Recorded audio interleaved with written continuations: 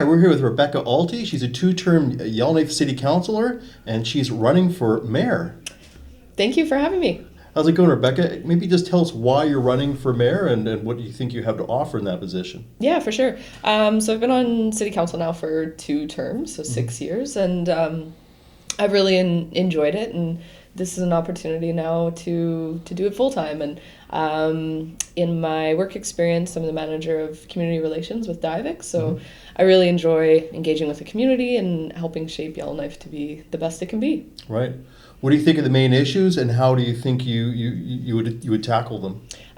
In going door to door, 2 of the main issues would be the economy and what's coming up. So we've got the potential closure of the diamond mines coming, and so really looking at diversifying the economy. Our economic development strategy is due for renewal in 2019, and what I'd like to do is set up an economic advisory council, so having government, all levels, federal, territorial, indigenous, as well as representatives from the various business sectors, because I think if we focus on creating a strategy that has sectors and specific initiatives, because we can't just capture this will be great for business. Each sector has different things that can help.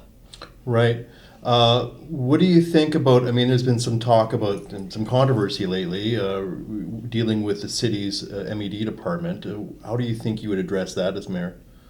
So that's with the role of the senior administrative officer is to govern all the employees, or to manage the employees, and city council's role is to ensure that there's policies and procedures that are fair and create that workplace culture. So really ensuring that our HR policies are up to date with best practices. Right. So, is there something specific that you think you would enact as mayor, or is it, you're saying that's basically something you would? Some of the things that we've done this past term is the whistleblower policy and creating that third party that employees, if they don't feel comfortable going to their manager, can call the third party. But there's also my other job.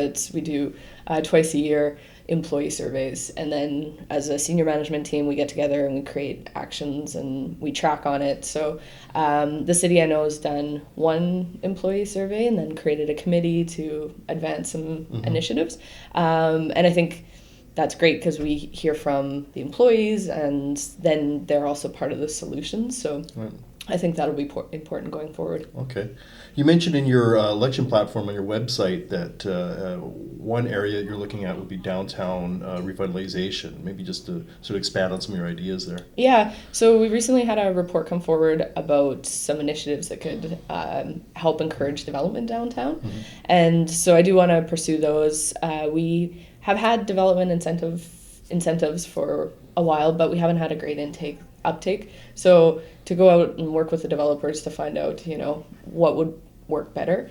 There's also municipalities across North America are looking at reducing or eliminating parking requirements. So in zoning bylaws, they were created way back in, and they put a lot of emphasis on having space for cars. And this last term we worked to partner to develop a car share co-op.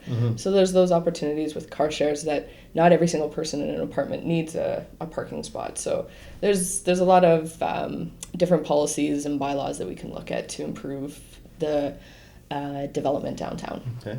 Any other things that you're thinking about that will come up during this election campaign that you'd like to address?